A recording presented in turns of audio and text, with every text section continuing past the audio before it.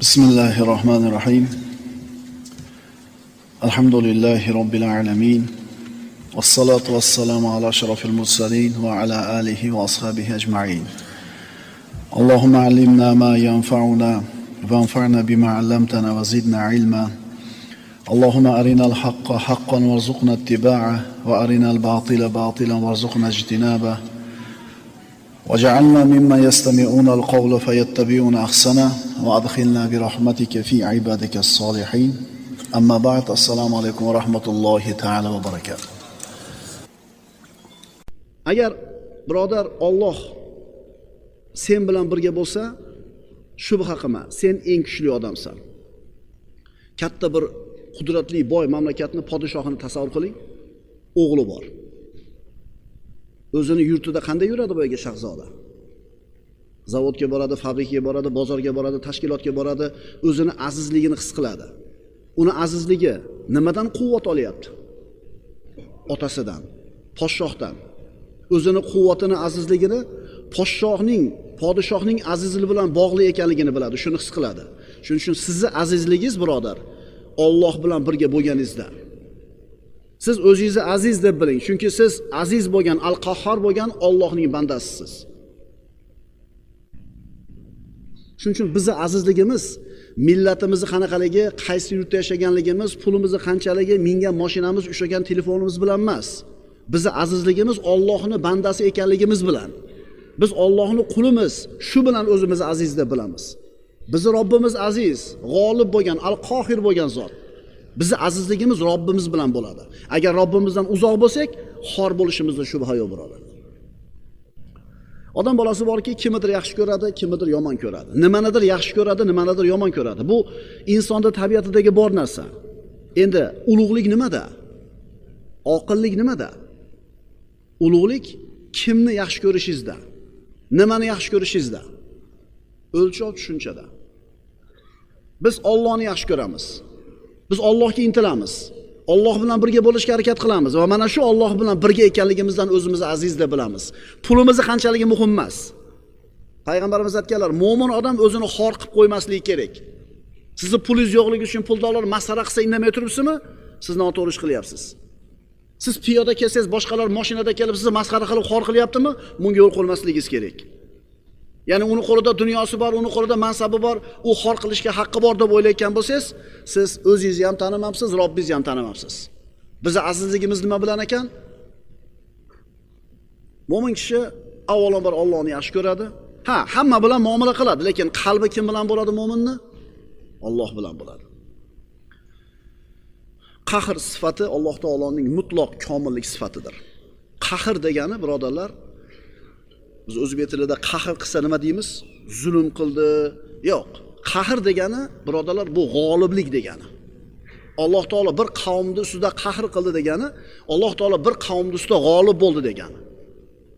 Al-Qohir bo'lgan Alloh azza va jalla bu g'olib bo'luvchi bo'lgan zot. Hukmini o'tkazuvchi, bo'yin sundiruvchi, xor qiluvchi, yenguvchi komil zot. Al-Qohir degani shu. G'olib, hukmini o'tkazuvchi, bo'yin sundiruvchi, xor qiluvchi, yengiluvchi bo'lgan zot. Al-Qohir. Alloh taolo qahr qiladi. Zolimlarga, haddidan oshganlarga, tog'iylarga. Masalan, bir insonda kuch-quvvat bo'ladigan bo'lsa, u yaxshi odamga ham, yomon odamga ham qahr qilishi mumkin. O'ziga yaxshi odamni ham, yomon odamni ham bo'yin sundirishi mumkin. Yaxshi odamda ham, yomon odamda ham xor qilishi mumkin. Ammo Alloh azza va jallaning al-Qohir sifati, qahr qilish sifati faqat tog'iylarga, haddidan oshganlarga bo'ladi. La ilaha illa antal qaviyul vahid. Sendan o'zga iloh yo'q. Sen quvvat egasi, yagonasan. Sendan o'zga haq ma'bud yo'q. Bizning iymonimiz komil, birodarlar. Beradigan ham, oladigan ham Alloh. Aziz qiladigan ham, xor qiladigan ham Alloh. Yana shu bilan birga Alloh taolo odil zot, rahimli zot, biluvchi zot, komil zot. Mana hozirgi zamonda siz bilan bizning davrimizda ummat islomiyani holiga nazar soladigan bo'lsak, nimani ko'ramiz? Ummat aziz emasligini ko'ramiz boshqa ummatlarning oldida. Vaholanki bu ummatning qo'lida vahiy turibdi, Qur'on turibdi, Rasulullohning ta'limoti turibdi. Shunday bo'lsa ham zaif. Ana shu zaifligi uchun boshqa millatlar, boshqa xalqlar musulmonlardan yuz o'girishadi. Musulmon odam quvvatli bo'lishi kerak. Allohning mana shu ismidan bizda qanday bir ulush nasibi bor. Alloh taolo aytadi. Astagfirullah. Vallazina idza asabahumul baghyu hum yantasirun va jazaa'u sayyi'atin sayyi'atun mithluha faman afa va aslaha fa ajruhu ala Alloh. Ayrim dinlar bor, shariatlar bor. O'ng betingga ursa, chop betingni tutib ber deydi. Yo'q, bu haq emas bu. Alloh taolo nima deydi mu'minlar haqida? Ular o'zlariga zulm yetganda unga qarshi kurashib g'olib bo'ladigan zotlardir. Har qanday yomonlikning jazosi xuddi o'ziga o'xshagan yomonlikdir. Ya'ni har bir yomonlikning o'ziga yarasha jazosi bor degani. Endi kim intiqom olishga qodir bo'lgan holda avf qilib o'rtani tuzatsa, bas uning ajri Allohning zimmasidadir. Albatta u zulm qiluvchilarni sevmas. Qarang. O'ng betingga ursa, chop betingni tutib ber deydi. Voy. Uraveradi unda. Chop betingga urganiga o'ng betingni tutib berasan, uraveradi u. Islom birodarlar bu narsani qoralaydi. Chunki musulmon odam zulm bo'lsa, shu narsani kurashib to'xtatib qo'yadi. Nabiy sallallohu alayhi vasallam aytganlar-ku: "Man ra'a minkum munkaran falyughayyirhu bi yadihi." Kimlar oranglarda bir munkarni ko'rsa, ya'ni zulmni ko'rsa, qo'lidan kelsa, qo'li bilan to'xtatsin borib. Ya'ni imkoniyati bo'ladigan bo'lsa, quvvati kuchi yetsa borib qo'li bilan to'xtatsin zulm qilayotgan odamni. U o'ng betiga ursa, nariga zulm kelayotgan chop betini tutib berish kerak emas. Musulmon odam quvvat yetadimi, kuchi yetadimi, qo'lidan keladimi, shu zulmni tiyishlikka harakat qilish kerak. Salohiddin Ayyubiyni eslab hammamiz faxrlanamiz birodarlar. Salbchilarning 27 ta qo'shini mag'lub qilgan. Quddus sharifni fath qilib kirgan. Xutba o'qib, xutba qilib, Qur'on oyatlarini tilovat qilib, zolimlarning davri tugaganligini e'lon qildi. Zolimlarning davri tugaganligini e'lon qildi. Birodarlar, qahr zolimlarga bo'ladi. Yaxshi odamlarga qahr bo'lmaydi. Alloh taolo komil zot, Alloh taolo quvvatli, odil zot. Alloh taoloning komilligi yaxshi odamlarga qahr qilishdan man qiladi. Qahr faqatgina haddan oshganlarga bo'ladi. Endi musulmonlarga ham Allohning qahri keldi deymiz. Yer qimilladi, balo bo'ldi, yomg'ir yog'di, qor yog'di, issiq bo'lib ketdi. Akalar, bu qahr emas, bu tarbiya bu. Qahr haddan oshgan zolimlarga bo'ladi. Endi mu'minlarga nimaga keldi bu? Qahr deyilmaydi bu. Bu shifo deyiladi. Tavba qilishmay qo'ydi, Alloh taolo o'zini eslatdi. Banda gunohi ko'payib ketib, Allohga qaytib istig'for etmay qo'ydi, Alloh taolo bir dard berdi. Boyligini olib qo'ydi, sog'ligini olib qo'ydi. Qo'yingki, unga yoqmaydigan ishni berdi. Bu uchun shifo edi. Ey bandalarim, deydi Alloh taolo. Berganim mukofot, man qilganim jazo emas. Berganim sinov, man qilganim shifo. Shifo, gunoh degan kasaldan shifo. Alloh lafzi bilan ala so'zi birga kelishi ilzomi zotini bildiradi. Astagfirullah. Va ma min dabbatin fil ardi illa ala Allohi rizquha. Ala Allohi. Ya'ni ala kalimasi Alloh kalimasi bilan birga keldi. O'rmalagan narsa borki, barchasining rizqi Allohning zimmasidadir. Allohning zimmasiga. O'rmalaganki narsaning rizqi. Lafzi jaloli bo'lgan Alloh so'zi. Agar ala lafzi bilan kelsa, mana shu komillikni Alloh taolo o'ziga lozim qilganini dalolat qiladi. Ya'ni to'g'ri yo'lda bo'lish Allohning zimmasida, rizqlarni yetkazib berishlik ham Alloh taoloning zimmasida. Mana shu oyat bilan siz bilan bizni qalbimizga Alloh taolo taskinni, xotirjamlikni joylab qo'ydi. O'rmalagan narsaki bor, rizqi meni zimmamda deyapti. Har safar aytsam kulasizlar. Benzin 2 so'm tushdi. 2 so'm tushdi. Nima aytmayapsizlar? 100 so'm bo'ladimi benzin? 200 so'm bo'ladimi benzin? Seni rizqing Allohning zimmasida. O'sha 500 so'mchi beradi o'sha benzinga yarasha pul. Ishonaver birodar. Agar shu oyatni sen his qilsang, tushunsang va qabul qilsang, tirikchilik masalasini sen g'am qilmaysan. Muhimi sen mehnat qilyapsan, Alloh aytgan sababni qilyapsan, undan keyin nima bo'lar ekan deb g'am qilma. Sen haligi formuladagi plus minuslar to'g'ri qil, tengni Alloh chiqarib beradi. Sen bu yerda adashmasang bo'ldi. O'zi bu yerda kasha qilib qo'ygansan. Endi tengni bossang chatoq chiqsa, ana ko'rdingmi? Ha, bu yerda chatoq qiluvding-da. Qana bo'lar ekan, nima bo'lar ekan? Yana 1 yil krizis bo'lar ekan. Ya, Xudoning aytgani bo'ladi.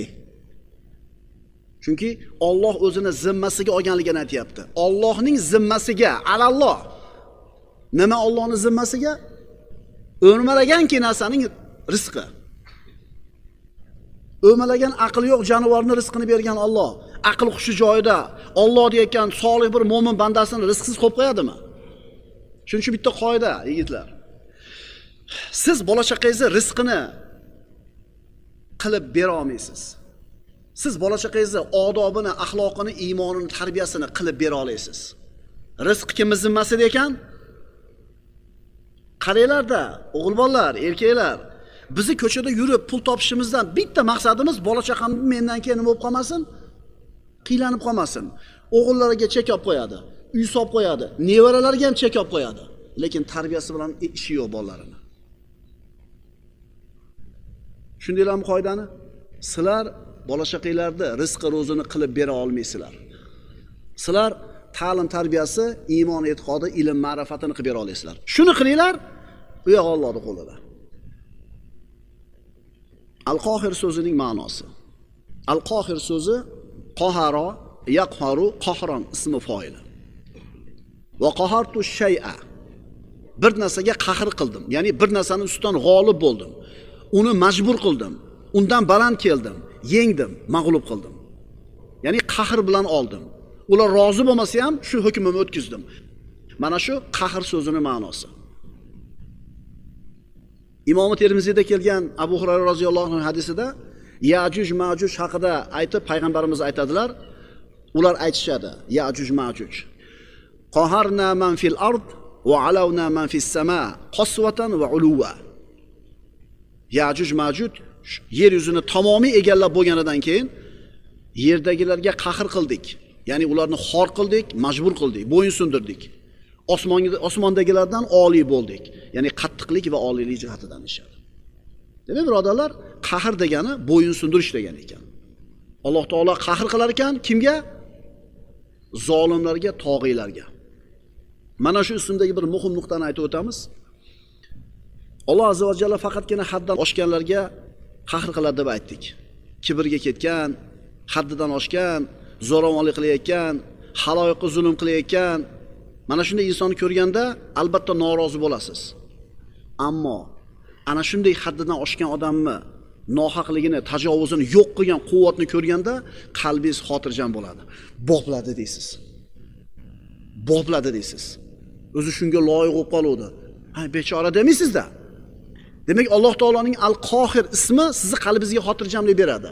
Xotirjam bo'ling. Haddidan oshganda Alloh taolo o'zini o'rniga qo'yib qo'yadi. Mana shu Al-Qohir ismining ma'nosi, birodarlar. Al-Qohir ismining siyg'ai mubolag'asi Al-Qahhar. Al-Qohir qahara fe'lining ismi foili. Al-Qahhar esa Al-Qohir ismining siyg'ai mubolag'asi. Al-Qohir qahr qiluvchi. Al-Qahhar haddidan oshganlar har qancha kuchli bo'lsin, har qancha ko'p bo'lsin, Alloh baribir ustidan g'olib degan ma'no. Adadni, kamiyatni, ya'ni sanoq bilan miqdorni bildiradi.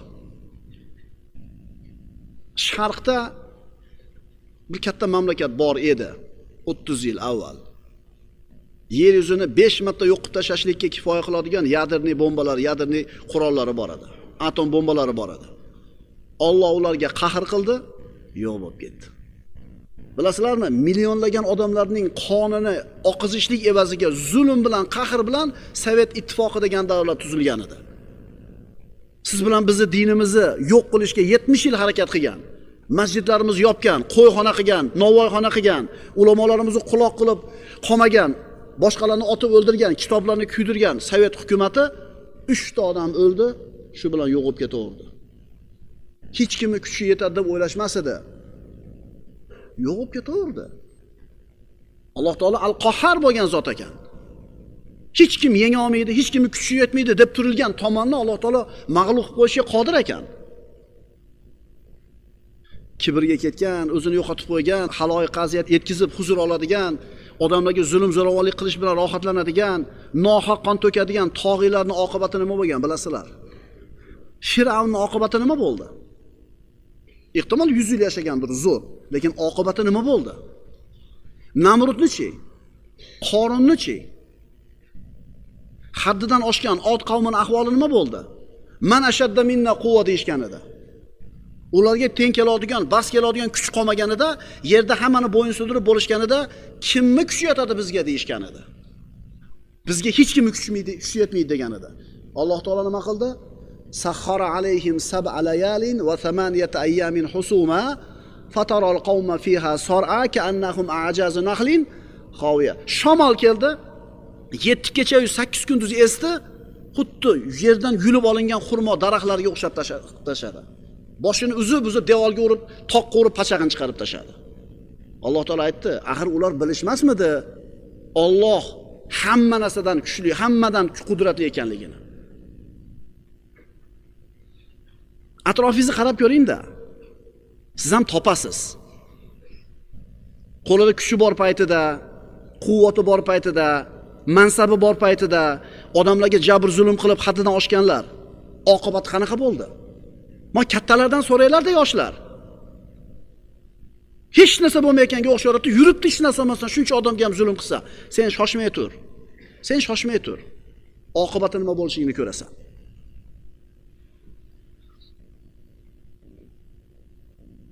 Hamma narsa birodarlar Alloh taoloning qahri va hukmronligi ostida. Astagfirullah.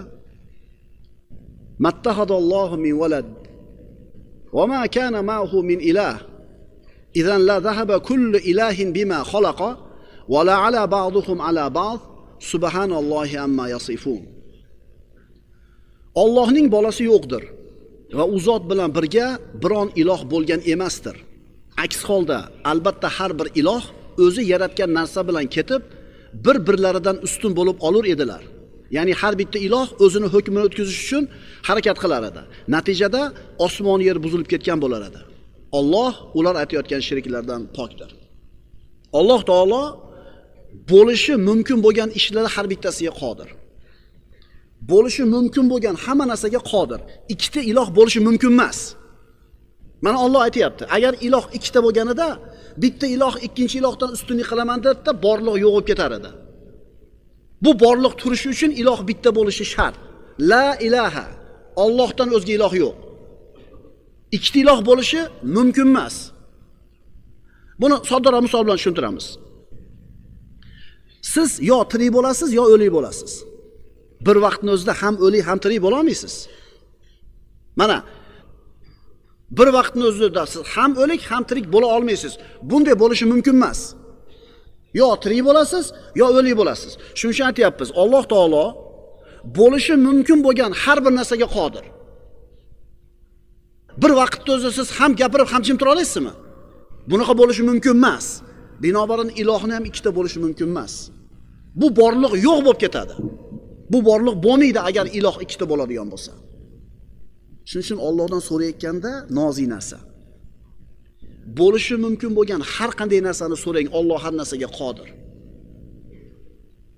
Bo'lishi mumkin bo'lgan har qanday narsani so'rang, siz unga qodir emassiz, ammo Alloh qodir. Banu Isroil dengizga taqalib qoldi, oldi. 600 ming yahudiy. Orqasidan Fir'avn keldi qo'shin bilan. Endi Banu Isroil qirilib ketishligi aniq bo'ldi. Alloh ularni qutqarishga qodirmi? Qodir. Bo'lishi mumkinmi bu ish? Bo'lishi mumkin. Musa alayhisalom uchun dengizni yorish mumkin emas. Ammo Alloh uchun mumkin. Bo'lishi mumkin bo'lgan ish. Dengizni yordi, chiqarib yubordi.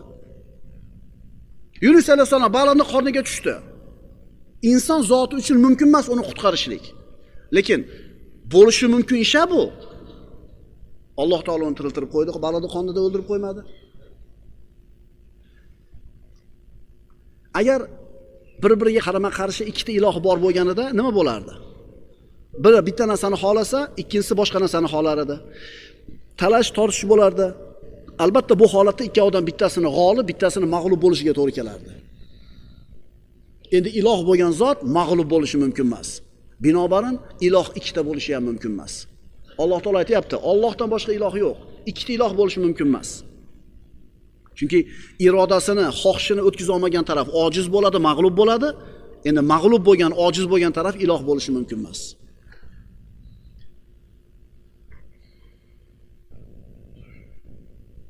U Alloh azza va jalla, al-Vahidul Ahad, al-Fardus Samad bo'lgan, ulug'lik va quvvatda mislsiz bo'lgan zot. Shuning uchun birodar, biz al-Qohir bo'lgan Alloh bilan birga bo'lishimiz kerak. Shunda odamlarning eng kuchlisi bo'lamiz. Alloh taolo o'zi haqida aytdi-yu, "Va huval qohiru fawqa ibadihi." U Alloh o'zining bandalarining ustidan g'olib bo'lgan zot. Alloh hukmini o'tkazadigan zot. Alloh azza va jalla o'zining jabaruti va qahrida hammadan ustun. O'zining jabaruti va qahrida hech kim Alloh bilan tenglasha olmaydi. Abu Hurayra roziyallohu anhudan payg'ambarimiz sollallohu alayhi vasallam Robbisidan rivoyat qiladi. Hadis qudsi. Alloh taolo aytadi: "Al-kibriya'u ridai val 'azamatu izari, faman nazi'ani wahidan minhuma qadhaftuhu fin-nar." Kibriyo mening ridoyimdir. Ulug'lik mening izorimdir. Bas kim u ikkisidan qaysi birini men bilan talashsa, bas uni jahannamga uloqtiraman. Abu Dovud rivoyat. Birodarlar, ulkan, boy, qudratli mamlakatlar bor hozirda. Ular o'zlarining ulug'ligini boshqa yerlarni xorlash ustiga qurishgan. O'zlarining boyligini boshqa millatlarni, boshqa davlatlarni faqir qilish ustiga qurgan. O'zlarining farovon hayotlarini boshqa xalqlarning hayotini vayron qilish ustiga qurgan. Bu haddidan oshgan xalqlar. Bundaylarni yer yuzida uzoq muddat davr surishi mumkin emas. Chunki davomiy bunday bo'lishi Alloh taoloning adolatiga to'g'ri kelmaydi. Alloh bor birodarlar. Alloh yakka zot. Allohning tavhidiga to'g'ri kelmaydi. Uzoqqa bormaydi bunaqalar. Biz uchun 50 yil, 100 yil, 1000 yil katta muddatga o'xshayapti. Lekin Alloh uchun bu muddat hech narsa emas. Kibriyo mening ridoyim, ulug'lik mening izorim. Bas kim u ikkisidan birini men bilan talashadigan bo'lsa, uni men jahannamga uloqtiraman. Oliylik va g'oliblik Al-Qohir ismining lavozimlaridan, ya'ni taqozosidan. Mutlaq oliy bo'lish, mutlaq g'olib bo'lish faqatgina Alloh subhanahu va taologa xos. Va huval qohiru fawqa ibadi. Alloh taolo o'zi haqida aytadi, uning o'zi bandalari ustidan g'olibdir. U zot azza va jalla barchani o'zini hukmiga bo'yinsundirgan, o'zini xohishiga bo'yinsundirgan. Uning ulug'ligi, azamatini oldida butun borliq taslim bo'lgan. Ayrim olimlar aytishadi, al-Qohir xor qiluvchi, mahluqotlarni bo'yinsundiruvchi va ulardan oliy martabada bo'lgan zot ma'nosini bildiradi deyshadi. Alloh taolo o'zini mahluqotlarni xor qiluvchi dedi. Ya'ni bandalar agar hadlaridan oshadigan bo'lsa, tug'yonga ketsa, fasod tarqatishga o'tadigan bo'lsa, ularni xorlashlik bilan ularning ustidan g'olib bo'ladi. Alloh azza va jalla oliy, mahluqotlari past. Alloh taolo bo'yinsundiradi. Alloh taolo xor qiladi haddidan oshsa, lekin Alloh ana shu xor qilishligini o'zida odil va rahimlidir. Alloh taolo hamma narsani bilib turadi. Gapirsak eshitadi, jim tursak qalbimizdagini ham bilib turadi, harakatlansak buni ham ko'radi. Robbimiz faqat o'zidan duo qilib hojatimizni so'rashlikka buyuradi.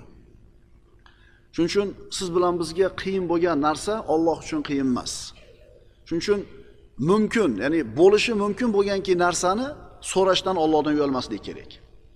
Shuning uchun iymon bilan yashashlik mo'minni aziz qiladi, quvvatli qiladi.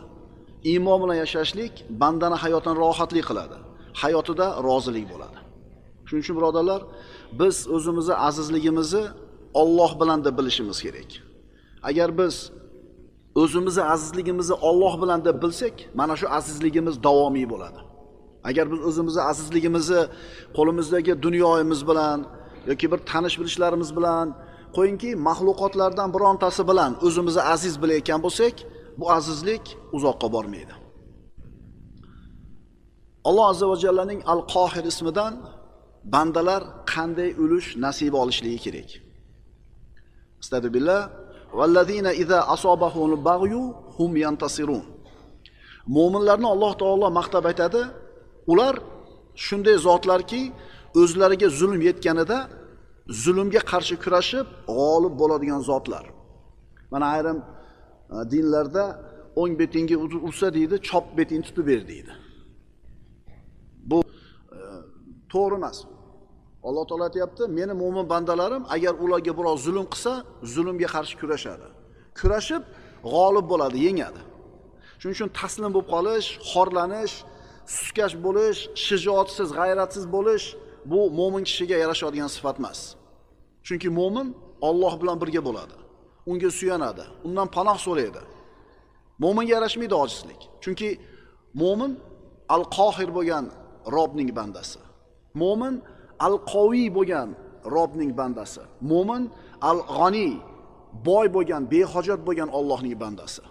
Bunaqa Robbning bandasi xor bo'lishi mumkin emas. Vallazina iza asabahumul baghyu hum yantasirun. Ular shunday zotlarki mo'minlar, ularga agar zulm yetadigan bo'lsa, mana shu zulmga qarshi kurashib yengadigan odamlar.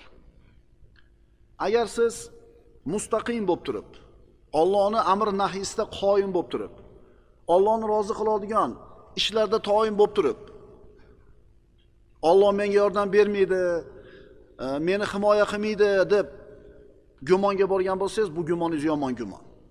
Chunki Alloh taolo o'zini mo'min bandalarni hech qachon yordamsiz tashab qo'ymaydi, o'zini yaxshi ko'rgan bandalarni Alloh azoblamaydi. Qaytarib aytaman, Alloh o'zi yaxshi ko'rgan bandalarni azoblamaydi. Ha, mo'minlar azoblanyapti-yu desa, o'zlari qilgan ishga yarasha mukofotini olyapti. Nima musibat yetsa, deyapti Alloh taolo, o'zinglar qilgan ish tufayli yetadi, yana men ko'pini kechirib turaman deydi. Ya'ni siz agar haqda tursangiz, fe'l-atvoringiz aynimagan bo'lsa, siz ustingizga hech qachon balo kelmaydi. Alloh taolo so'rayapti. Sizlar iymon keltirib shukr keltirsanglar, nima qiladi Alloh azoblab sizlarni? Allohga kerakmi? Kerak emas. Alloh yaxshi ko'rgan bandasini azoblamaydi besabab. Endi keldimi bir musibat, bir sababi bor, buni qidiring. Yahudiylar bilan nasroniylar biz Allohning farzandlarimiz, Allohning o'g'illarimiz deyishar edi. Astagfirullah. Va qalatil yahudu wan nasara nahnu abna'ullohi va ahibbauhu. Alloh aytayapti Qur'onda, Yahudi va nasroniylar biz Allohning suyukli bolalarimiz derlar. Ularni mana shu da'volarini Alloh taolo rad qildi. Shu oyatning davomida astagfirullah, qul falima yu'azibukum bi dhunubikum bal antum basharun mimman xalaq. Sizlar Allohning farzandlarimiz, Allohning suyukli aziz bandalarimiz deyapsizlar. Ayting ey Muhammad alayhisalom, unda nimaga sizlarni Alloh gunohlaringlar sababli azoblaydi? Yo'q, sizlar ham Alloh yaratgan boshqa bandalar qatori bandasizlar. Mana shu oyatdan Imom Shofiy istinbot qilib aytadiki, Alloh o'zining yaxshi ko'rgan bandalarini azoblamaydi. Alloh o'zi yaxshi ko'rgan bandalarini besabab azoblamaydi. Ishingiz yurishmayapti, sababini qidiring. Dardingizga shifo topilmayapti, sababini qidiring. Molingiz musodara bo'ldi, sababini qidiring. Robbimiz aytayapti, "Ey, shukr keltirib iymonli bo'lsang, men nima qilaman azoblab seni?" Endi bir musibat keldimi? Alloh aytayapti, "O'zinglar qo'linglar bilan qilgan ish tufayli keladi" deyapti. Xudoyim bandasiga mehribondir, va lekin bandasi o'zi yomondir. Qur'onda kelgan qissalar bu kim uchun keltirildi? O'tib ketgan ummatlar uchunmi? O'lib ketganlar uchunmi? Yo'q. Qur'ondagi qissalar siz bilan biz uchun keltirildi. Ana shu qissalarni eshitib, undan xulosa ibrat olishing uchun. Ahmoq odam bilan aqlli odamning farqi bor. Ahmoq odam bir xatoga yo'l qo'yib, adavini yeb, shu xatosidan dars oladi. Ahmoq o'zining xatosidan dars oladi. Aqlli odam o'sha ahmoqning xatosidan dars olib qo'yaveradi. Tushunarli bo'ldimi? Ahmoq bo'lgandan keyin yana ahmoq bo'laveramiz. O'sha bitta tushgan chuqurda yana qaytib bosaveramiz oyog'imiz bilan. Bular bilan yurma bolam, bu yaxshi odamlar emas, sherik qilib olgan deb otangiz aytdi, domlangiz aytdi. Ay dedingiz, yurdingiz. Bilmaysizda bularni kimligini. Adavingiz edi, yana ajramaydida. Xo'p, demak, Qur'on qissalari. Undan siz bilan biz ibrat olishimiz uchun Alloh taolo keltirdi.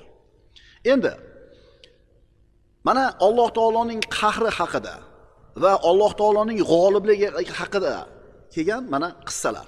Allohning qahri va uning g'olibligi haqidagi qissalar.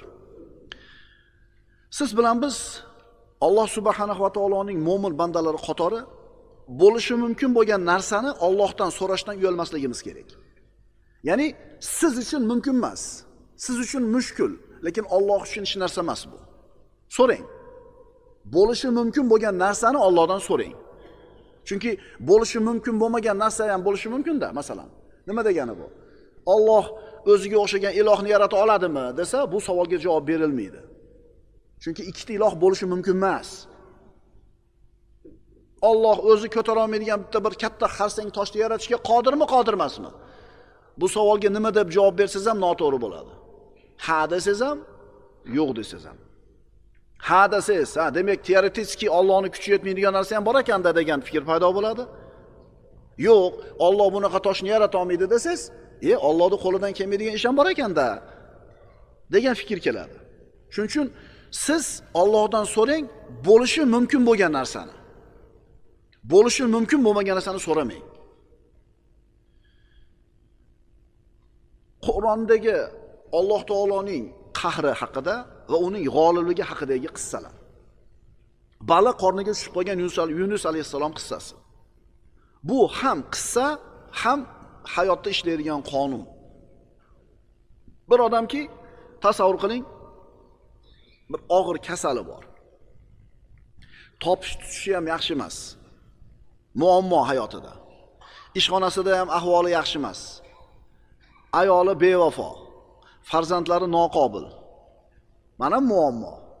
Rostmona muammo. Puli yo'q, dardi bor, ishxonada obro'yi yo'q, xotini vafodor emas, farzandlari noqobil. Mana shu odam aytadiki, eng katta muammo menda deydi. Haqiqatan qarasangiz, muammosi kichkina emas.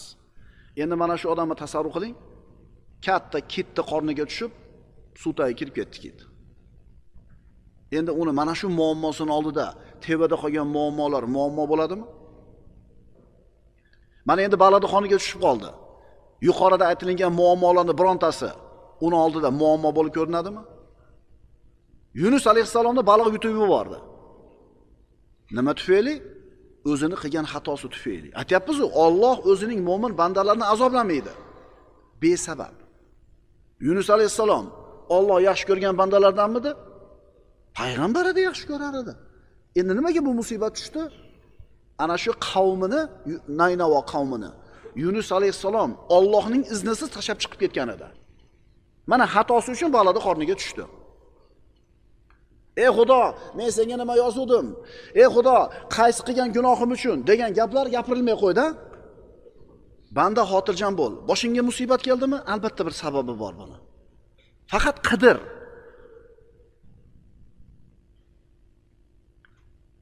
Fanada fi zulumati an la ilaha illa anta subhanaka inni kuntu minaz zolimin. Yunus alayhissalom qorong'u zulmatlarda turib, hech iloh yo'q, magar o'zing bordirsan, ey pok Parvardigor, dar haqiqat men o'z jonimga jabr qiluvchilardan bo'lib qoldim degan paytini eslang. Ey Xudo, meni nimaga balada qorniga tushirib qo'yding demayapti. O'zimga o'zim zulm qilib oldim, o'shuning uchun balada qorniga tushdim deyapti. Farzandingiz noqobil bo'lgan bo'lsa, farzandingizni malomat qilavermang ota. Chunki uni shunaqa bo'lishiga eng birinchi javobgar va mana shu bir noqobilligiga xizmat qilgan odam sizsiz. Ehtimol halol haromga qaramasdan olib kelib yegizgandirsiz. Ehtimol ota-onangizni dilini og'ritgandirsiz. Ehtimol haloyiqlarning haqqini yeyotgandirsiz. Ehtimol qarg'ish olgandirsiz. Qanday balo kunda tug'ilib qolgansan? Nimaga palonchi oyda bolasiga o'xshamaysan? Demang amaki. Ma'qulmi? Aybni o'zimizdan qidiraylik-da, shikoyat ham qilmay qo'yamiz hayotda. Yunus alayhissalom qissasi bo'lib o'tdi. Mana balig'ni qornidan chiqib ketdi. Shu bilan tugadimi ish? Bu oyatlarning hikmati tugadimi? Yo'q, birodarlar. Hayotda bu qissa yana takrorlanishi mumkin. Har kuni takrorlanadi. Bolangiz noqobil chiqdimi? Demak, balig'ni qorniga tushdingiz, musibat degan balig'ni qorniga. Ishingiz yurishmayaptimi? Topganingizda baraka yo'qmi? Musibat, balig'ni qorni o'sha ham. Bularni birontasi kelmaydi mo'minga, illo o'zini qilgan fe'l atvori tufayli keladi. Bu qissa har kuni takrorlanadi, birodarlar. Mana payg'ambarimiz Yunus alayhisalomning balig'ni qornidan chiqib ketganligini bizga xabarni berdilar. Va najjaynahu minal g'am deydi Alloh taolo. Biz Yunus alayhisalomni mana shu g'amdan, g'ussadan qutqardik dedi. Keyin nima dedi? Va kazalika nunjil mu'minin. Biz mo'minlarga mana shunday najot beramiz. Yunus alayhisalom muammosi bitdi, balig'ni qornidan chiqdi. Tugadimi qissa? Yo'q, davomi bor. Va kazalika nunjil mu'minin. Bundan keyin yashaydigan mo'minlarni Alloh mana shunday najotga chiqaramiz deyapti. Yunus alayhisalom qarang, analiz qilaylik qisqagina. Payg'ambar bo'lib keldi. Vazifasini bajardi, qavm qabul qilmadi, qavmini tashab chiqib ketdi. Hatto o'zidan ketdi. Balig'ni qorniga kirdi, tasbih aytdi Allohga. Keyin chiqib ketdi. Mana shu qoida siz bilan biz ustimizda ham ishlaydi. Zimmamizda vazifa bor, burch bor, zo'r bajaramiz yoki bir xatoga yo'l qo'yayotgan bo'lsak, albatta uning mukofoti, qo'sh tirnoq ichidagi mukofoti keladi. Endi bu musibatdan chiqib ketish yo'li nima ekan? Yana Allohga qaytishlik. Siz yo'lbarsdan qo'rqsiz, yo'lbarsdan qochasiz. Siz jarlikka qulab ketishidan qo'rqsiz, jarlikdan qochasiz. Ammo Alloh taolodan qo'rqqan banda Alloh taoloning o'ziga qochadi. Tushunarli bo'ldimi? O'sha qo'rqayotgan narsasiga kirib qolishingdan xavotiringiz borligi uchun qochasiz undan uzoqqa. Qo'rqadigan narsasidan inson qochadi undan uzoqqa. Ammo Allohdan qo'rqqan banda Allohga qaytadi.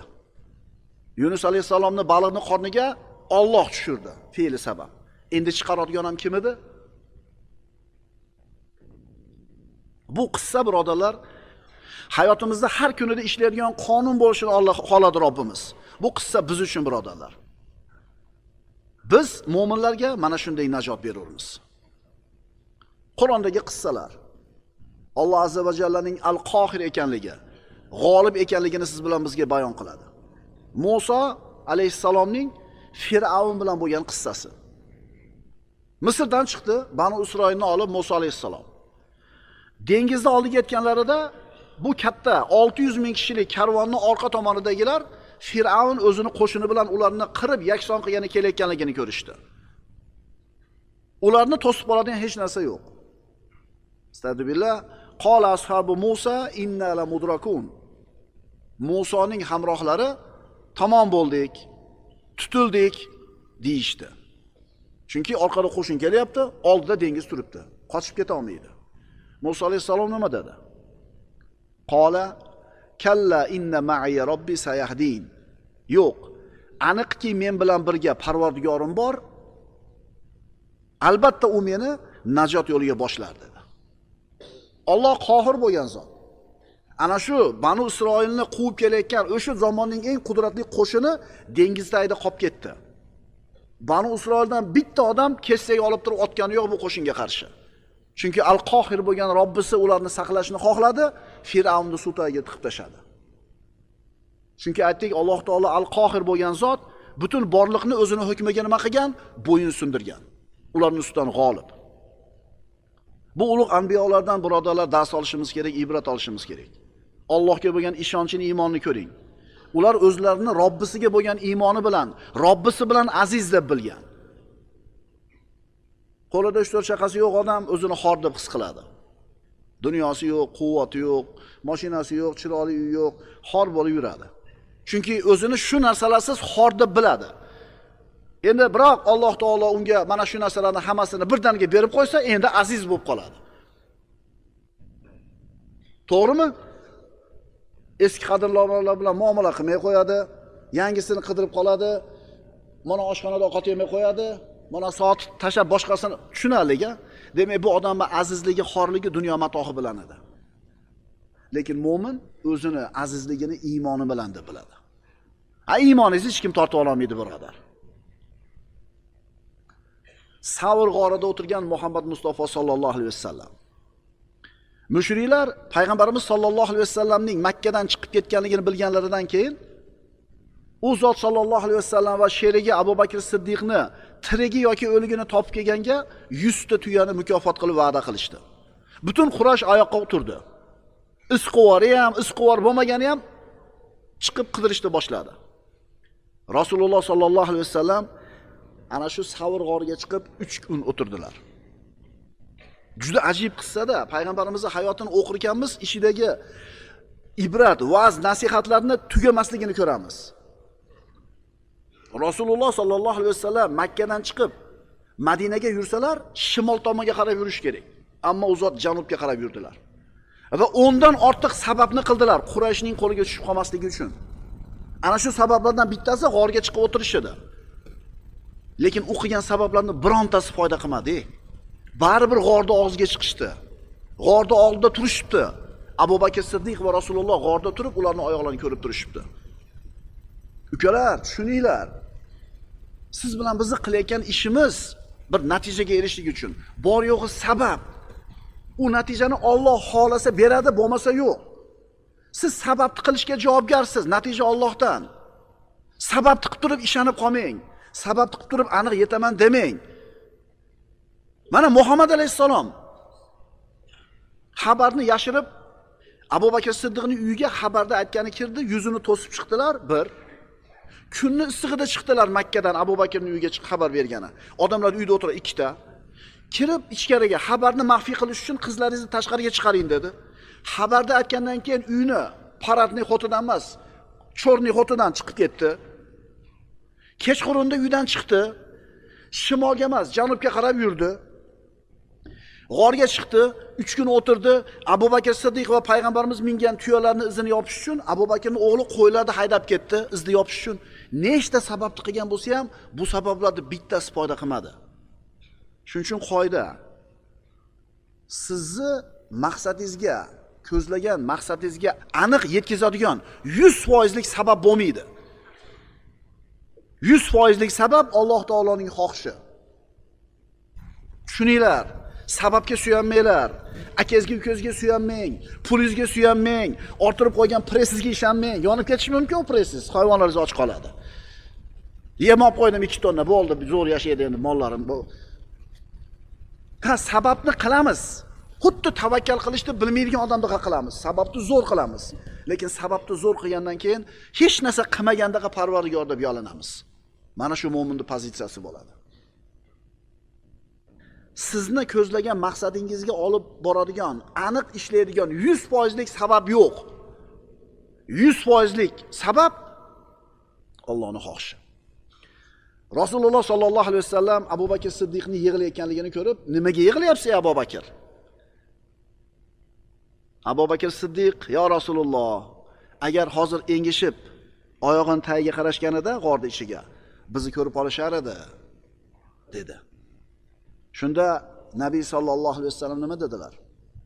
"Ma zannuka ya Abu Bakr bi ithnayn, Allohu salisuhuma."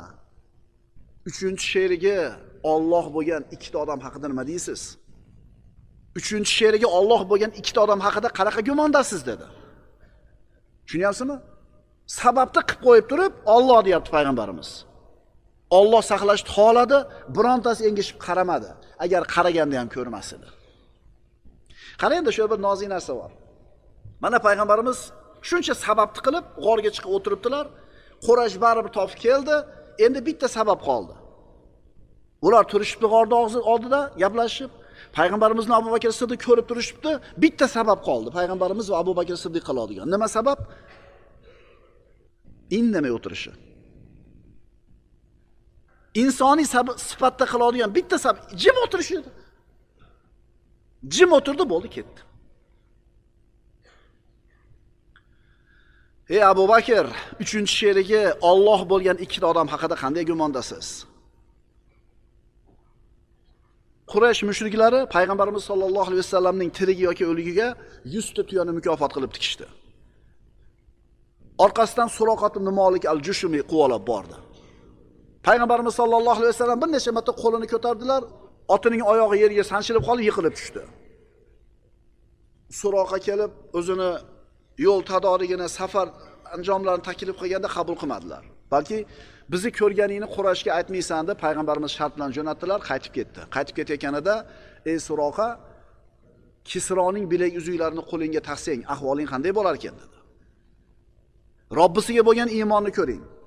Chunki Muhammad alayhisolamning Robbisi Al-Qohir bo'lgan zot. Hamma narsani bo'ysundiradi. Ha, Suroqa, men Madinaga yetib boraman. Sog' salomat, davlat bino qilaman, qo'shin to'playman, musulmonlar Forsga qarshi jang qiladi va bularning hammasi seni asringda bo'ladi, ey Suroqa. Ha, shunday bo'ldi. Musulmonlar Umar ibn Xattob xalifalik davrida fath qilishdi Madoinni. Ana shu payg'ambarimiz va'da qilgan Kisroning bilak uzuklari musulmonlarning qo'liga keldi va Suroqani qo'liga taqishdi. Payg'ambarimiz sollallohu alayhi vasallam o'zining Robbisini Al-Qohir ekanligini yaxshi bilar edi. Va Robbisiga mana shunday bir suyangan, tavakkul qilgan banda edi. Sollallohu alayhi vasallam. Rasulullohni Quraysh da'vat qilishidan man qilib qo'ydi. 10 yil da'vatdan keyin mana Abu Talib vafot etdi. Hadicha onamiz vafot etdilar. Shunda Rasululloh Makka ahlidan umidini uzib Toifga chiqib, ularni da'vat qildilar, ammo Toif qabul qilmadi. Toshbo'ron qilib haydashdi. Mana endi qaytib Makkaga kirgani xavotir bor. Agar aytish mumkin bo'lsa, ana shu paytda islomiy da'vatning kichkina qiyomati qoyim bo'lib qolgan edi. Makkaga qaytishga majbur. Makkadagilar payg'ambarimizni sehrgar degan, jinni degan, yolg'onchi degan, qatl qilishlikka jur'ati bor. Toifdan toshbo'ron bo'lib qaytib keldilar. Mana endi boradigan joyi yo'q Makkadan boshqa. Shunda u zot bilan chiqqan Zayd ibn Horisa, "Ya Rasululloh, qanday qilib kirasiz Makkaga?" dedi. Vallohi payg'ambarimiz Allohga bo'lgan ishonchini ko'ring, ajibligini. Qalbini, inson qalbini xotirjamlikka to'ldiradigan so'zlarni aytdilar. Innalloha nasiru nabiyya. Albatta Alloh o'zini payg'ambariga albatta yordam beradi dedi. Oldida hech narsa yo'q. U zotni Makkaga kirsa himoya qiladigan hech kim yo'q. Hech qanday quvvati yo'q qo'lida. Lekin Allohga bo'lgan iymoni bor. Hozir ham ummati Muhammadiya ummatlarning oxirgi safida turgan payti. Ularni yuksaklikka olib chiqadigan bironta bir qo'lida bir sabab yo'qligini ko'ramiz. Lekin biz aniq ishonamiz, birodarlar, Alloh ummatni aziz qilishga qodir. Garchi qo'lida hech narsasi bo'lmasa ham, faqat ummat Alloh ularni aziz qilishlikka loyiq bo'lishligi kerak. Umidsizlik hayotimizdagi eng xatarli narsa. Tushkunlikka tushib qolish. Tugadi, tamom bo'ldi deb o'ylash. Sen banda, Alloh bilan birgasan, buni unutma. Alloh taolo o'zini bandalarini tashab qo'ymaydi. Alloh o'zining yaxshi ko'rgan bandalarini yordamsiz tashab qo'ymaydi. Astagfirullah. Walan yatirakum a'malakum. U Alloh qilgan amallaringizni savobini, mukofotini kamaytirmas. Wala tahinu wala tahzanu wa antumul a'laun in kuntum mu'minin. Uslashmanglar, g'amgin bo'lmanglar. Agar haqiqiy iymon egasi bo'lsanglar, sizlar g'olibsizlar, sizlar oliysizlar. Al-Qohir bo'lgan Robbimiz aytayapti. Shart haqiqiy iymon egasi bo'ladigan bo'lsanglar. Hamma quvvatning egasi bo'lgan Alloh bilan birga bo'lishing, birodarlar, eng yaxshi holating seni. Al-Qohir bo'lgan zot bilan o'zingni aziz bilishing. Al-Qahhar bo'lgan zot bilan o'zingni aziz bilishing. Uni qudratidan quvvat olishing. Azizlik va karomatni unga qulchilik qilishda deb bilishing. Va tilkal ayyamu nudawiluha baynan nas. Ha, musulmon ummati hozir kuch-quvvatda ummatlarning peshvolari qatorida emas. Robbimiz aytayapti va mana shu kunlarni, ya'ni g'olib bo'lish, mag'lub bo'lish, baland bo'lish, past bo'lish kunlarini odamlar orasida aylantirib turamiz. Agar yer yuzini Alloh taolo faqatgina kuch-quvvat egalariga topshirib qo'yganida, kofirlar mu'minlarni tushkunlikka, umidsizlikka tushirib yuborgan bo'lar edi. Agar yer yuzini Alloh taolo faqatgina mu'minlarga topshirib qo'yganida, odamlarning juda ko'pchiligi mu'min bo'lmaganlari musulmonlarga nisbatan 200lamachilik munofiqlik qilishgan bo'lar edi. Shuning uchun aytayapti Alloh taolo, bu kunlarni odamlar orasida aylantirib turamiz. Gohida yer yuzida kofirlar kuch-quvvat usti bo'ladi. Yana bir davr keladi, mo'minlarning qo'lida bo'ladi dunyo. Bizning nasibamiz birodarlar mana shu davrga to'g'ri kelibdi. Musulmonlar zaif bo'lib turgan paytga to'g'ri kelibdi. Lekin biz sabr qilamiz, umid qilamiz. Zero Alloh taolo bandalarni o'zi xohlagandek bo'yinsundirgan Alloh subhanahu va taolo har qanday ayb nuqsondan pok. Tasbihlar bor. Ana shulardan bittasi Subhana man qahara ibadahu bil maut. Bandalarini o'limga bo'yinsundirgan zot ayb nuqsondan pokdir. Bandalarni o'limga bo'yinsundirgan zot har qanday ayb nuqsondan pokdir. Hamma o'ladi. Mo'min kofir, boy kambag'al, erkak ayol, sog' kasal, hamma o'ladi. Alloh taolo bandasini o'limga bo'yinsundirib qo'ygan, qahr qilgan. Xohlasa bandasini kasallikka, xohlasa faqirlikka, xohlasa ojizlikka bo'yinsundirib qo'yadi. Inson bo'yinsunma iloji yo'q. Chunki al-Qahhar bo'lgan Alloh azza va jalla mana shu narsani xohlagan edi. Shularni bari birodarlar qahr bo'yinsundirishlik deyiladi. Valillahil asmaul husna fad'uhu biha. Alloh taoloning go'zal ismlari bor, bas unga ular bilan duo qiling. Jabborlarni, haddidan oshganlarni, zolimlarning ustidan qahr qiladi, bo'yinsundiradi, xor qiladi. Ularning ustidan g'olib bo'ladi. Allohumma hdina fi man hadayt va afina fi man afayt va tawallana fi man tawallayt va barik lana fi ma a'tayt va qina wasrif anna sharra ma qadayt fa innaka taqdi bil haqq va la yuqda alayk. Duoni qarang. Kela ko'rib chiqamiz shu duo nimaligini. Parvardigor, sen o'zing hidoyat qilgan bandalar qatorida bizni ham hidoyat qilgin. Hamda sen ofiyatda saqlagan bandalar qatorida bizni ham ofiyatda saqlagin. Va sen ishlarini o'z qo'lingga olgan bandalar qatorida bizni ham ishimizni qo'lingga olgin. Hamda sen ato qilgan narsani barakotli qilgin. Hamda qazoingning yomonidan bizni saqlagin va uni bizdan nari qilgin. Albatta sen haq hukm qilasan, sening ustingdan hech kim hukm qilmaydi. Birinchi so'ralgan narsa Allohumma hdina fi man hadayt. Hidoyat. Parvardigor, sen hidoyat qilgan bandalar qatorida meni ham hidoyat qilgin. Yigitlar, bilib qo'yinglar. 70 ga, 60 ga, 80 ga kirgan oqsoqollar hayotda issig'ini ko'rdida, nima oq, nima qora bilishdi. Garchi diniy bilimlari chuqur bo'lmasa ham, hayotiy tajribadan ko'rishdi. Eng katta ne'mat, eng birinchi ulug' ne'mat bu hidoyat. Ha, birinchi ne'mat hidoyat. Undan avval bironta bir ne'mat bo'lmaydi. Mana shu hidoyat degan ne'mat bir raqamiga o'xshaydi. Hidoyat 1. Uni orqasiga 0 qo'shing. 10 bo'ldi. Mana shu 0 bu ofiyat. Demak, hidoyat va ofiyat 10 bo'ldi. Endi orqasiga yana bitta ne'matni 0 deb qo'shing. Nima bo'lsin? Farzand bo'lsin. 1, 2 ta 0. 100 bo'ldi. Hidoyat, ofiyat, farzand. Yana bitta 0 qo'shing. 1000 bo'ldi. Birinchisi 1 hidoyat, ikkinchisi ofiyat, uchinchisi farzand, to'rtinchisi boylik. 1000 bo'ldi. Har bitta hayotdagi ne'matni bittadan 0 qilib qo'shavering. O'shunda kimdadir million bor. Hidoyat va nechtadir 0. Endi mana shu million bo'lgan raqamni oldidan bir dop qo'ying. Nima bo'ldi? 0 bo'ldi. Sog'siz, farzandlaringiz serob, boysiz, muammoingiz yo'q. Hamma yo'g'ingiz bor, ammo hidoyatingiz yo'q, iymoningiz yo'q. Bu ne'mat deyiladimi? Demak, eng birinchi ne'mat nima ekan? Eng birinchi va eng ulug' ne'mat bu hidoyat bo'ladi.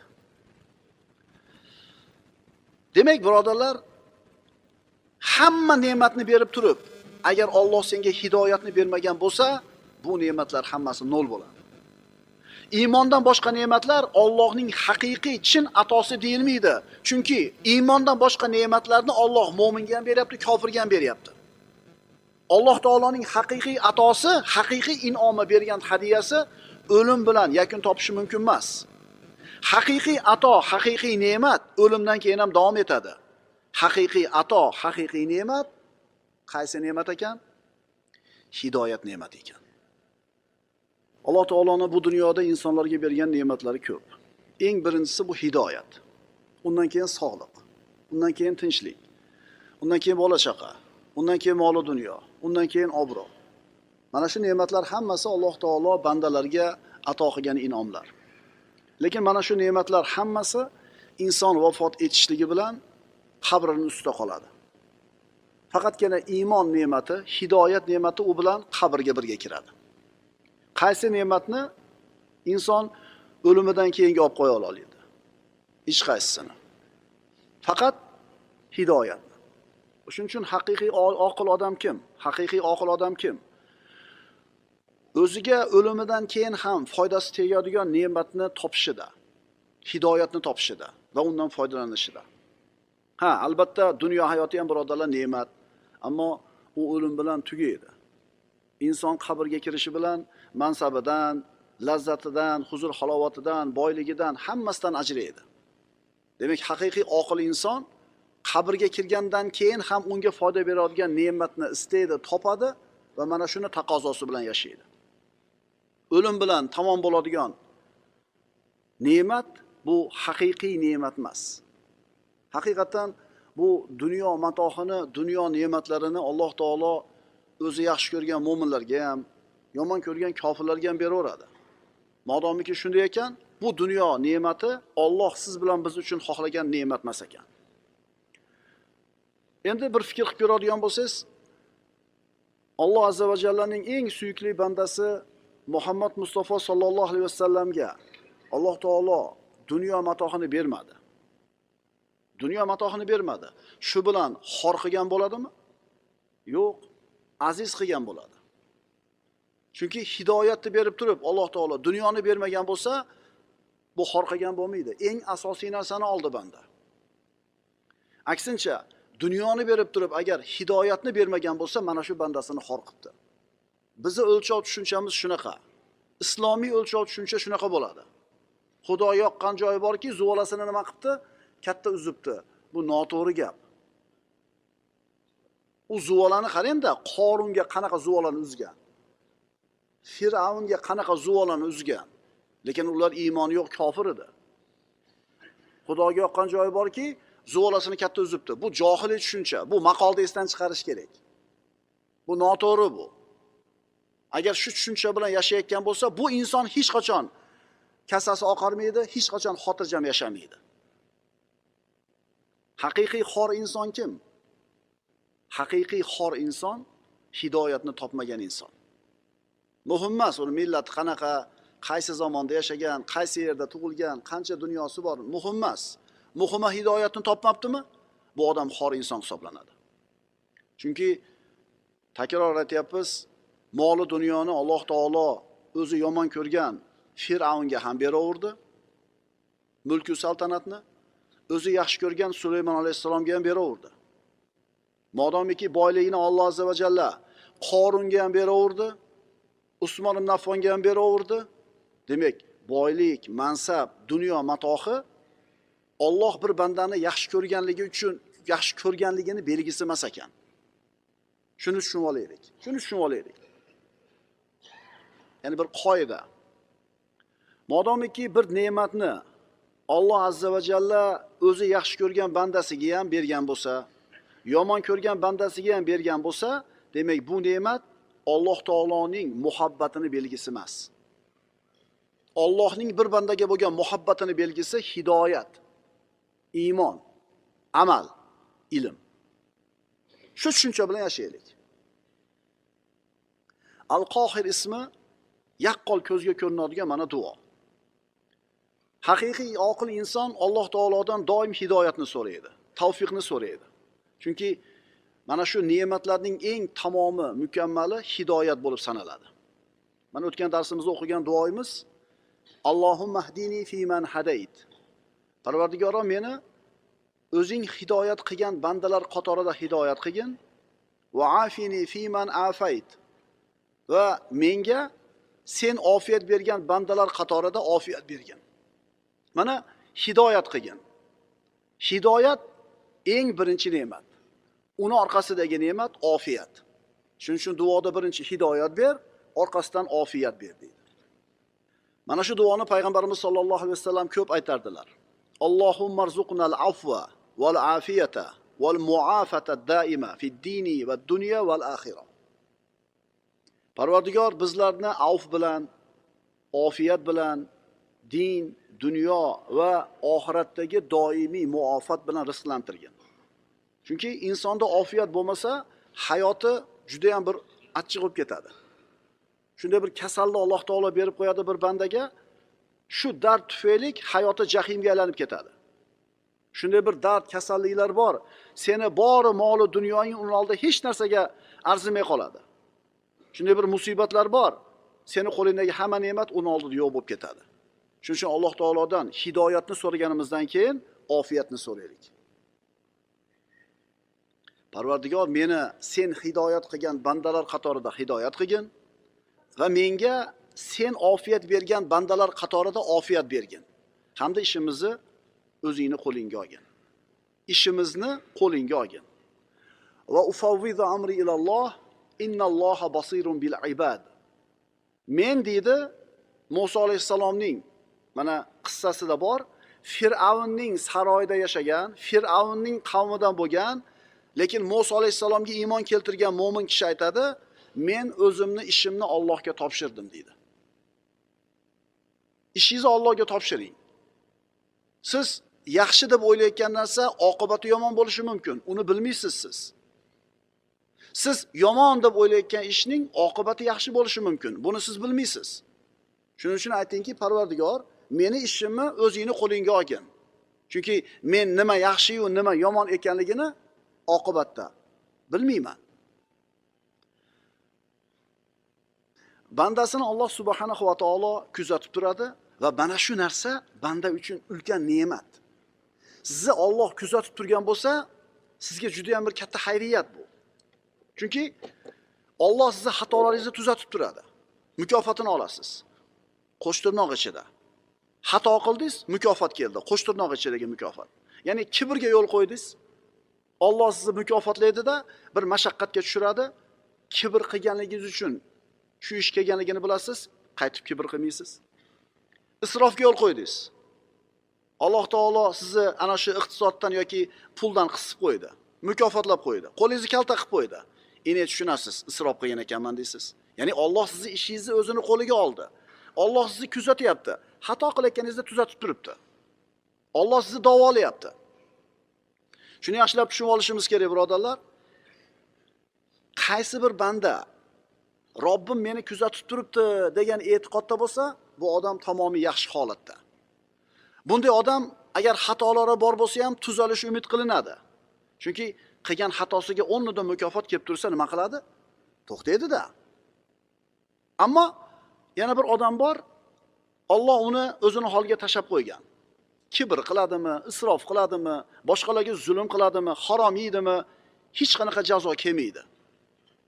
Bu musibat bu odam uchun. Faqat tushunmaydi-da buni. Buni istidroji deydi. Ko'tarib yerga chopish degani. Alloh uni qilayotgan gunohlar bilan o'ziga tashab qo'ygan. Ammo mo'min esa mo'minni Alloh yaxshi ko'radi. O'zini holiga tashab qo'ymaydi.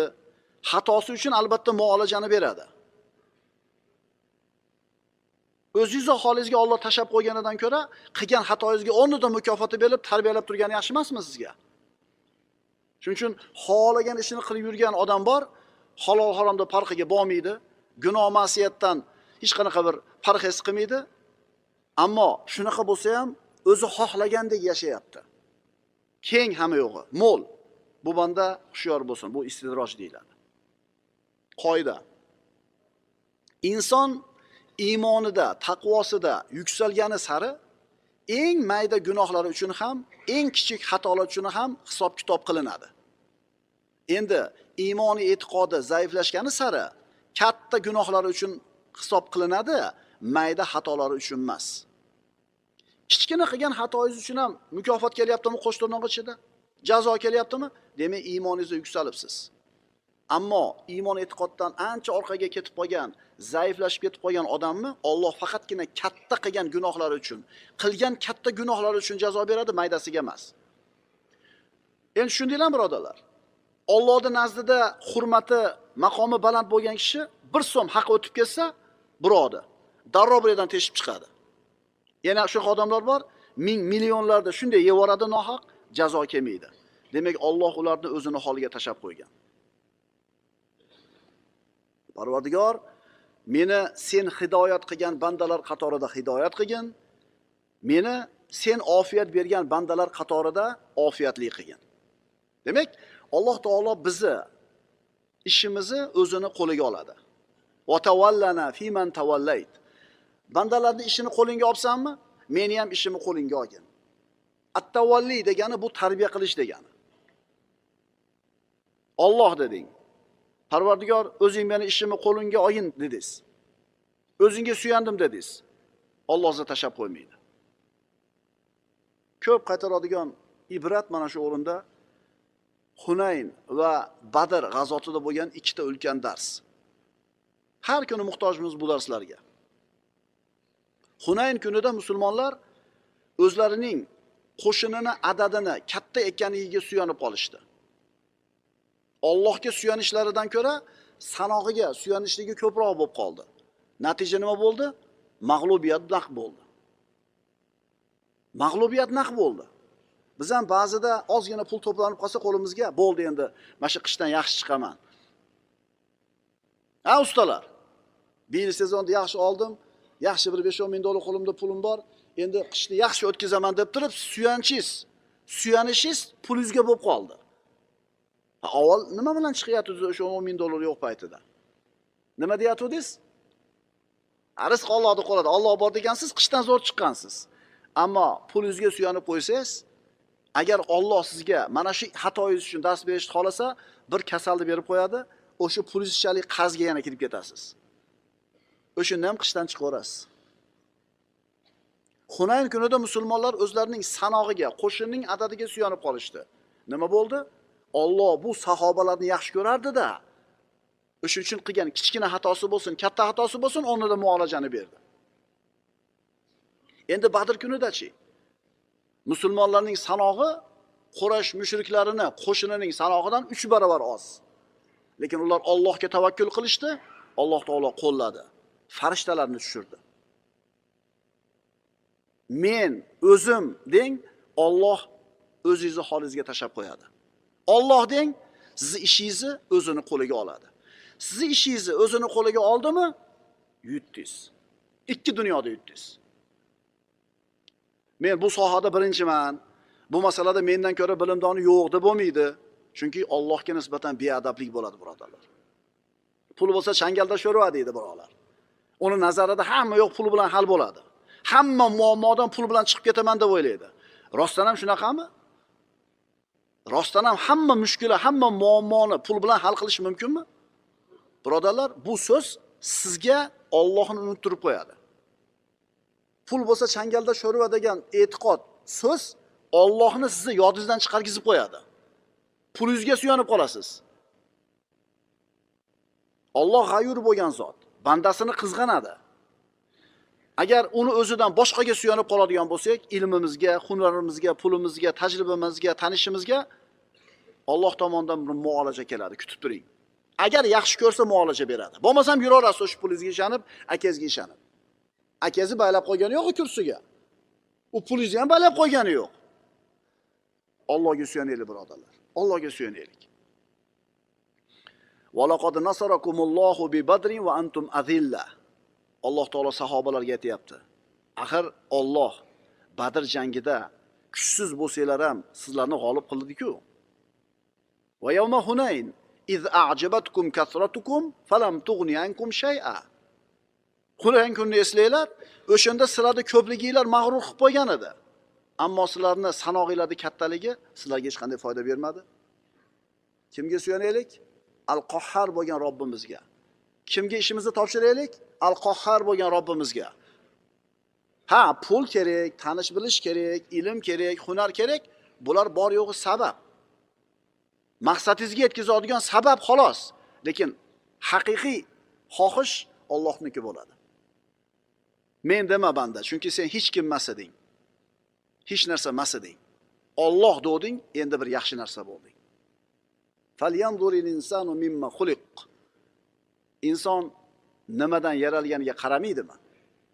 Inson nimadan yaralganiga qarasin. Umurtqa pog'onasidan, ko'krak qafasidan otilib chiqadigan shu suvdan yaralmaganmidi?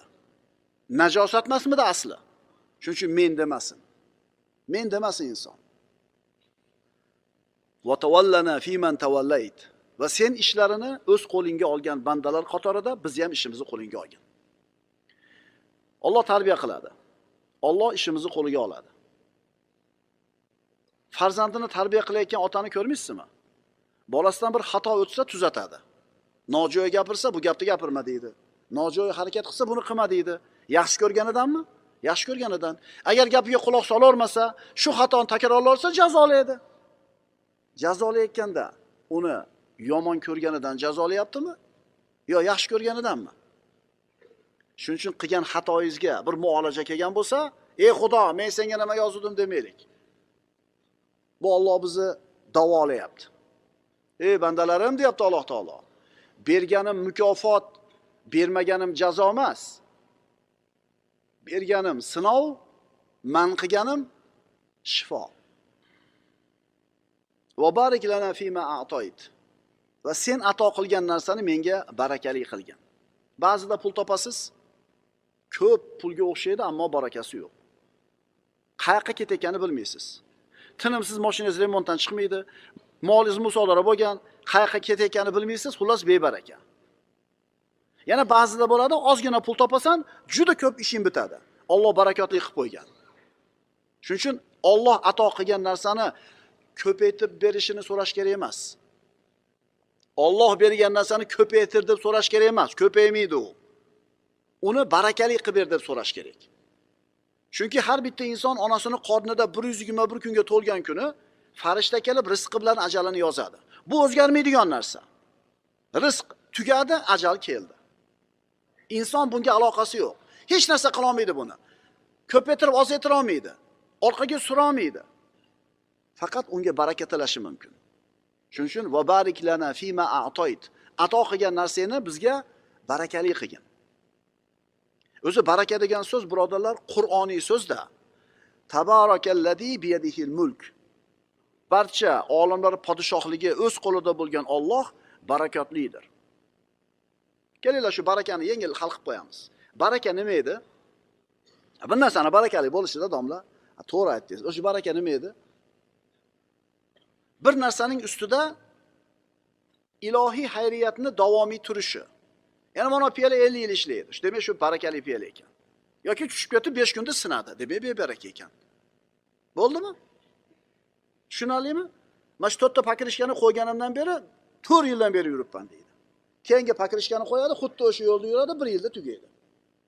Baraka ko'p degani emas. Baraka ko'p degani emas. O'shuning uchun nech pul topasan degan savol to'g'riroqmi yoki qanaqa pul topasan degan savol to'g'riroqmi?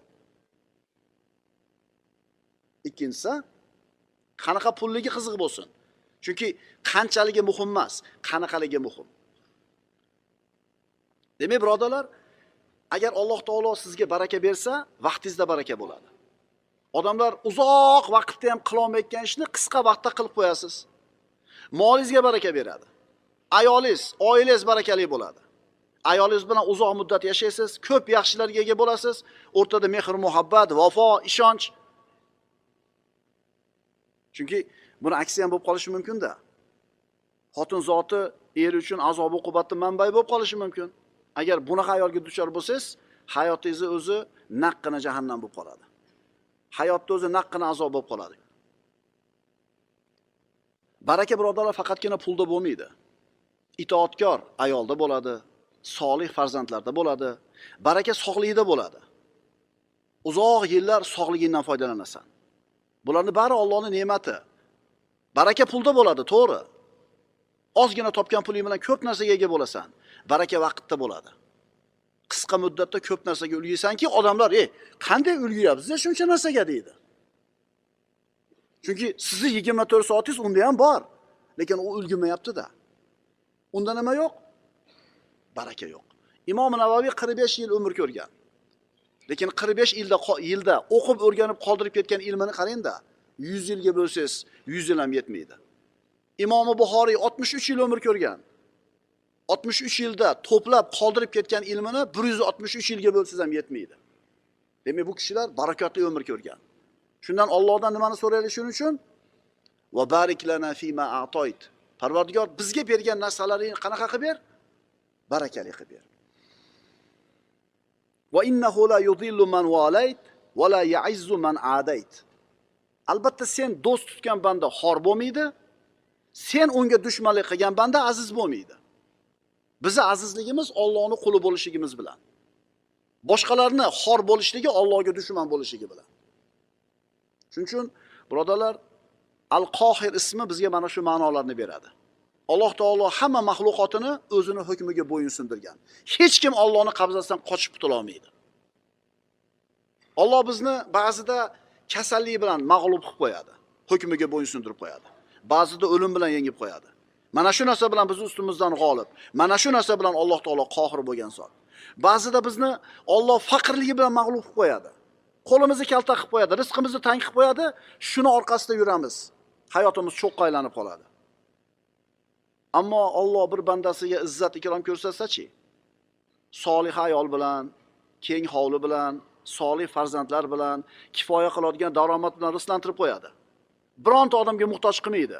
Albatta bu Alloh taoloning ulkan inomi bo'ladi. Al-Qohir ismidan qanday foyda olamiz? Avvalambor Al-Qohir ismi siz bilan bizni Allohga itoatda bo'lishlikka va bo'yinsunishlikka chorlaydi. Al-Qahhar, Al-Qohir bo'lgan zot Alloh subhanahu va taolo. Unga itoat qilishimiz kerak, bo'yinsunishimiz kerak, chunki Allohning qabzasidamiz. Alloh xohlasa jasadimizdagi kichkina bir tomirni shuni yorib qo'yadi, tugadingiz. Miyada bitta qon tomir yorilib ketsin, bo'ldi, sholsiz yotibsiz. Unaqa tomirdan son sanoqsiz jasadimizda birodarlar. Allohga bo'yinsunaylik, itoat qilaylik. Al-Qahhar ismi, Al-Qohir ismi siz bilan bizda mana shunday narsa bor bo'lishini taqozo qiladi. Qo'lingizda nima bor bo'lsa Allohning qo'lida u. Siz nimani xohlaysiz? Agar Alloh xohlamasa bo'lmaydi bu narsa. Qo'lida mansabi, kuch-quvvati bor odam senga bir yomonlik qilaman deb qasd qilsa qo'rqasan. Chunki boyaga qasdini amalga oshirishi mumkin-da. Quvvati bor, puli bor, tanish bilishlari bor. Shunday qila oladi. Lekin qila olmay qolishi ham mumkin. Fikr o'zgarib qolishi mumkin, o'lib qolishi mumkin, mahrum bo'lib qolishi mumkin boyaga imkoniyatlaridan. Ammo Alloh taolo senga yomonlik qilishni xohlasa-chi?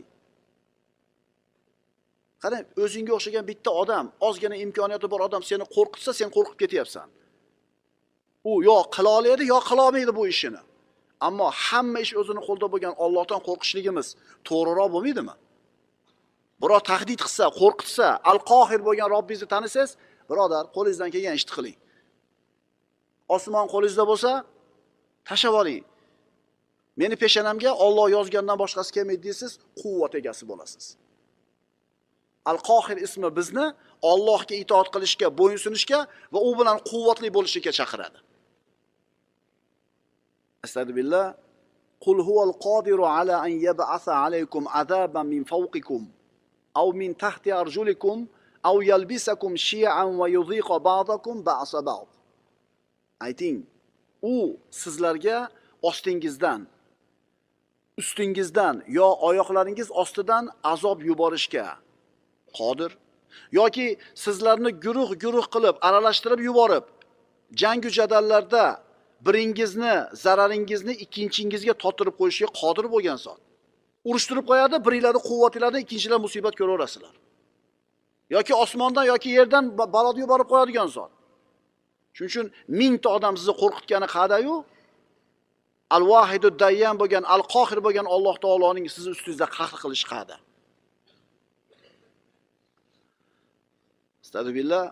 Wasbir ala ma asabak inna zalika min azmil umur. Hamda o'zingga yetgan balolarga sabr qil, albatta mana shu ishlarning maqsadga muvofiqidir. Ba'zida inson sabrga muhtoj bo'ladi. Chunki Alloh taoloning qazoi qadari ustiga kelgan paytda unga bir musibat yozilgan bo'lsa, shu musibat keladi, sabr qilish kerak. Boshqa oyatda Alloh aytadi, astagfirullah, "Walaman sabara va g'afara inna zalika min azmil umur." Albatta kim o'ziga yetgan ozor aziyatni, odamlar tomonidan yetgan aziyatni kechib yuborsa, shak shubhasiz bu ishlarning maqsadga muvofiqidir. Mana shu yerda bir nozik nuqta bor. Sizga aziyat yetkazgan, sizga bir musibat yetkazgan odamni avf qilishlik masalasi. Qarang, musibat keldi. Demak, Alloh taqdir qildi, keldi. Valaman sobaro. Ana shu musibatga kim sabr qilsa va g'ofaro va kechirsa, kimni? Unga shu musibat kelishiga sabab bo'lgan odamni. Nima u? Inna zalika la min azmin umur. Albatta mana shunday qilishlik ishlarning muvofiroqidir. Ya'ni sinov keldi, inson sababli, insonning qo'li tufayli. Ikki holatda ham seni Alloh nima qilyapti? Sinayapti, tarbiyalayapti. Musibat kelganda sabr qil va avf qil. Shu yerda hammani ham kechiraverish kerakmi? Senga musibat yetkazgan hammani ham avf qilaverish kerakmi degan haqli savol tug'iladi. Agar sizga aziyat yetkazgan odamni avf qilsangiz, u tuzalishligi ehtimoli bo'lsa, avf qilganingiz albatta afzal. Agar siz uni avf qilsangiz, yana shu xatosida, tug'yonida davom etib, odamlarga aziyatda davom etadigan bo'lsa, kechirishlik to'g'ri bo'lmaydi. Yosh bola yugurib mashinaga tagiga kirib ketdi.